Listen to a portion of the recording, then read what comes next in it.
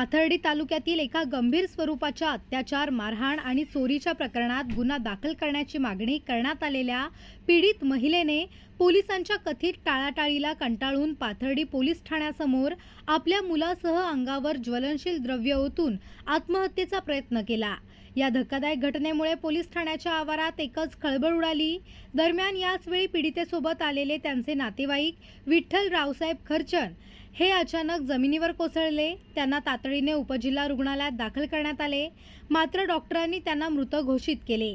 या घटनेची माहिती मिळताच संतप्त नातेवाईकांनी पोलीस ठाणे आणि उपजिल्हा रुग्णालयात एकच गोंधळ घालत पोलिसांच्या निष्काळजीपणामुळेच हा मृत्यू झाल्याचा गंभीर आरोप केला आहे।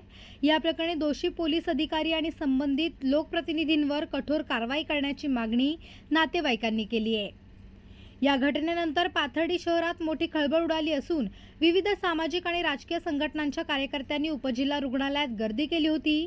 परिस्थितीचे गांभीर्य ओळखून पोलिसांनी अखेर पीडित महिलेच्या फिर्यादीवरून औरंगपूर येथील 16 जणांविरुद्ध गंभीर स्वरूपाचे गुन्हे दाखल केले आहेत। यामध्ये राजकीय पार्श्वभूमी असलेल्या एका सदस्याचाही समावेश असल्याची माहिती समोर आली आहे। दरम्यान या संपूर्ण प्रकरणाची आणि मृत्यू प्रकरणाची उच्चस्तरीय चौकशी वरिष्ठ पोलीस अधिकाऱ्यांनी करावी अशी मागणी आता विविध संघटनांकडून जोर धरू लागली आहे। पाथर्डीत सध्या घटनेमुळे कमालीचे तणावाचे वातावरण निर्माण झाले आहे। अहिल्यानगर जिल्ह्यातील पाथर्डी तालुक्यामध्ये अत्यंत दुर्दैवी अशी घटना घडलेली आहे। त्या निमित्तानंच मी आज आपल्याला प्रतिक्रिया देत आहे। पाथर्डी तालुक्यातील औरंगपूर या गावामध्ये एक आदिवासी कुटुंब राहते। 1 फेब्रुवारी रोजी माळी आडनावाची ती महिला पोलीस स्टेशनला जी काही 1 तारखेला 1 फेब्रुवारीला जी घटना घडली त्या अनुषंगाने तक्रार देण्यासाठी आल्या होत्या। जमिनीच्या वादातून त्यांचं घर जाळण्याचा प्रयत्न, त्यांच्या अर्जावरून त्यांच्यावरती जो शारीरिक अत्याचार झाला ती फिर्याद देण्यासाठी पाथर्डी पोलीस स्टेशनला आल्या, परंतु पाथर्डी पोलीस स्टेशनला त्यांची फिर्याद घेतली नाही। त्याच्यानंतर 1 फेब्रुवारीपासून तर आजपर्यंत त्या सातत्यानं जिल्ह्याचे जिल्हाधिकारी असतील, जिल्ह्याचे पोलीस अधीक्षक असतील, या भागाचे डीवायएसपी राजगुरू साहेब असतील, या तालुक्याचे पोलीस निरीक्षक यांना सातत्यानं ते भेटलेल्या होत्या। कुणी त्यांची दखल घेतली नाही। माननीय कलेक्टर साहेबांनी एसपी साहेबांना सांगितलं, तत्कालीन पोलीस अधीक्षक घारगे साहेब यांनी देखील डीवायएसपी आणि पीआयला संबंधित महिलेची फिर्याद दाखल करून घ्या, कारण ते आदिवासी आहे त्यांनी ते घेतलं पाहिजे, परंतु तरी देखील घेतली नाही। आणि म्हणून या महिलेनं आणि तिचा जो मुलगा आहे LLB करतोय तो मुलगा यांनी केंद्रीय अनुसूचित जाती जमाती आयोगाकडे ही तक्रार नोंदवली। त्याचप्रमाणे नाशिकला जे न्यायाधिकरण आहे अनुसूचित जाती जमातीच्या संदर्भामध्ये त्यांच्याकडे तक्रार केली। त्यांनी देखील खाली पत्रव्यवहार केला की त्या महिलेची तक्रार दाखल करा। खरं म्हणजे 1 फेब्रुवारी पासून तर आज 25 मे बराचसा कालावधी गेलेला आहे आणि अद्याप देखील फिर्याद दाखल नाही। आणि म्हणून गेल्या 3 दिवसापासून हे कुटुंब, ही महिला, तिचा मुलगा आणि वंचित बहुजन आघाडीचे आमचे कार्यकर्ते विठ्ठल खर्चन हे उपोषणाला बसले होते। ते सातत्याने तिथं होते त्यांच्या महिलेच्या वतीनं। कलेक्टरांनी त्यांना एसपींना पत्र दिलंय की संबंधित महिलेची फिर्याद दाखल करून घ्या। इथले देखील त्यांच्या बोलण्यातनं असं येतंय की या पीआय पुजारी, त्याचप्रमाणे PSI लहाने आणि लबडे नावाचे कॉन्स्टेबल सातत्यानं फोन करत होते की तुम्ही या, तुमची फिर्याद आम्ही दाखल करून घेतो। ते दुपारी 3-4च्या दरम्यान आल्यात। फिर्याद देखील टाईप झालेली आहे, परंतु त्याच परिस्थितीनंतर ज्यांच्या विरोधामध्ये तक्रार आहे त्याच गावातले काही कार्यकर्ते जे त्यांच्या बोलण्यातनं असं जाणवतं की जे पोलिसांच्या चर्चेतनं आलेलं आहे, या भागाचे जे आमदार आहेत मोनिकाताई राजळे यांचे ते समर्थक आहेत, कार्यकर्ते आहेत। आणि मग ते देखील 3-4 गाड्या भरून पोलीस स्टेशनला आले।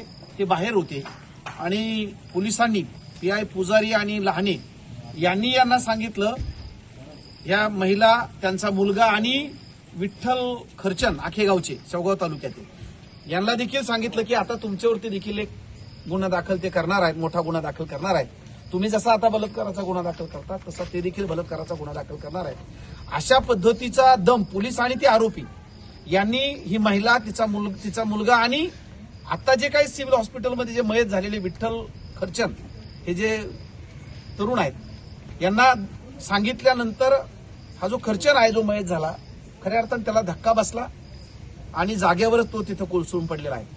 ही सगळी परिस्थिती तिथं पाहणाऱ्या लोकांनी, पोलिसांनी, पत्रकारांनी, या कुटुंबाने आम्हाला सगळ्यांना ही माहिती दिलेली आहे आणि त्या धक्क्यातनं ते सावरले नाही. तुमच्यावरही 376चा गुन्हा दाखल होऊ शकतो असं म्हटल्यानंतर हे जे विठ्ठल खर्चन आहेत, हे विठ्ठल खर्चन त्यांना चक्कर येऊन पडली. त्यांना जेव्हा दवाखान्यामध्ये आणलं तेव्हा त्यांना डॉक्टरांनी मृत असं घोषित केले नाही. तर म्हणजे या सगळ्याच गोष्टींचा आम्ही वंचित बहुजन आघाडी, त्याचप्रमाणे या तालुक्यातील सगळेच पुरोगामी फुलेशाहू आंबेडकरी विचाराचे कार्यकर्ते यांचा आम्ही जाहीर धिक्कार करतो, या घटनेचा निषेध व्यक्त करतो की आदिवासी समाजातली एक महिला 1 फेब्रुवारी तिच्यावर अत्याचार होतोय, तिचं घर जाळलं जातंय, तरी देखील फेब्रुवारी, मार्च, एप्रिल आणि मे संपत आला तरी त्याची फिर्याद घेतली दाखल होत नाही. जे आरोपी आहेत ते धनदांडगे आहेत, ते मोठ्या पक्षाचे आहेत, आमदारांच्या जवळचे आहेत म्हणून त्यांना पाठीशी घातलं जातं. इथले पीआय त्यांना पाठीशी घालतात, इथले डीवायएसपी त्यांना पाठीशी घालतात. उलट दमबाजी केली जाते की तुमच्यावरही खोटा गुन्हा दाखल होऊ शकतो. हे लोक आलेले आहेत. मला असं वाटतं की अत्यंत काळिमा फासणारी गोष्ट आहे. या राज्याचे मुख्यमंत्री आणि गृहमंत्री आपल्या सर्वांच्या माध्यमातून मी त्यांना सांगू इच्छितो की आता जो विठ्ठल खर्चन नावाचा जो काही मृत घोषित केला गेला हा इथल्या पोलीस यंत्रणेनं घेतलेला बळी आहे. त्यामुळं आपल्या महाराष्ट्राची मान शर्मेंद खाली जावी अशा पद्धतीचा हा प्रकार आहे. हे कुटुंब उघड्यावरती पडलेलं आहे. एकीकडे आदिवासी महिलेची फिर्याद घ्यायची नाही, तिला दमबाजी करायची आणि त्याच्यातूनच हा आमचा विठ्ठल खर्चन हा तरुण हा आता मला असं वाटतं की तो मृत झालेला आहे. याला सर्वस्वी जबाबदार इथलं पोलीस प्रशासन आहे, इथले पीआय आहेत, पीएस आहेत, या भागाचे डीवायएसपी आहेत. आणि म्हणून आताच एक 10 मिनिटापूर्वी येताना मला उशिराही ज्यावेळेस घटना घडली तेव्हा मला समजली. आम्ही सगळे इथं आलेलो आहोत. आदरणीय वंचित बहुजन आघाडीचे राष्ट्रीय नेते प्रकाश आंबेडकर साहेबांच्या कानावरती ही घटना घातलेली आहे. त्यांनी देखील आम्हाला काही गोष्टी सूचना केलेल्या, जाऊन बघा, परिस्थिती बघा, समजून घ्या आणि या विषयावरती उद्या ते सविस्तरपणे माझ्याशी पण आणि पत्रकारांशी पण या ठिकाणी बोलणार आहेत. आम्ही देखील आमचा निर्णय उद्या घेणार आहोत. पण प्रथमदर्शनी आम्हाला असं वाटतं की हा बळी पोलीस यंत्रणेकडून झालेला आहे, पोलिसांनी घेतलेला बळी आहे.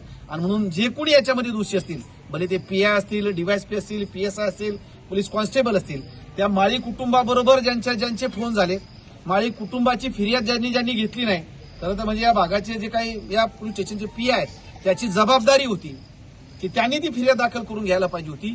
कोणतीही महिला जेव्हा पोलीस स्टेशनला येते, सुप्रीम कोर्टाचे डायरेक्शन आहेत, फिर्याद दाखल करा, नंतर चौकशी करा. तिच्यावर तर अत्याचार झालेला ती सांगते, चौकशीमध्ये निष्पन्न होईल ना, पण फिर्याद घ्यायची नाही. ज्यांनी अत्याचार केला त्यांना पाठीशी घालायचे आणि त्याच्यातून या पद्धतीचा प्रकार पुढे आलेला आहे. मला असं वाटतं की पुन्हा एकदा या घटनेचा आम्ही जाहीर निषेध करतो आणि आम्ही प्रशासनाला सांगू इच्छितो, जे कोणी असेल आपल्या माध्यमातून, की जोपर्यंत इथल्या पोलीस प्रशासनावरती पीआय असतील, डीवायएसपी असतील, पीएसआय असतील, यांच्यावरती याच्या मृत्यूस कारणीभूत असल्याचा गुन्हा दाखल होत नाही, सदोष मनुष्यवधाचा गुन्हा दाखल होत नाही, त्या बाईची फिर्याद होईलच. एक बळी गेल्यानंतर फिर्याद घ्यावा लागणार आहे. पण पोलिसांवरती देखील गुन्हे दाखल झाले पाहिजे. जोपर्यंत गुन्हा दाखल होत नाही, त्यांचं कुटुंब या ठिकाणी आहे, तोपर्यंत आम्ही मैताची डेड बॉडी ताब्यामध्ये घेणार नाही, अंत्यसंस्कार करणार नाही. आणि जर गुन्हा दाखल झाला नाही तर डेड बॉडी घेऊन आम्ही पोलीस स्टेशनच्या दारात जाऊ, तिथं थांबू आणि तिथं त्याचा अंत्यविधी करू. अशा पद्धतीचं भले सूचना असतील, आव्हान असेल, मी पोलीस प्रशासनाला, वरिष्ठ अधिकाऱ्यांना आणि गृहमंत्र्यांना या निमित्ताने करतो. पुन्हा एकदा या तालुक्याचे पोलीस निरीक्षक, पुजारी, त्याचप्रमाणे संबंधित सगळे अधिकारी आणि डीवायएसपी यांचा जाहीर धिक्कार करतो, निषेध व्यक्त करतो. या कुटुंबाच्या सोबत वंचित बहुजन आघाडी ताकदीनं सोबत आहे.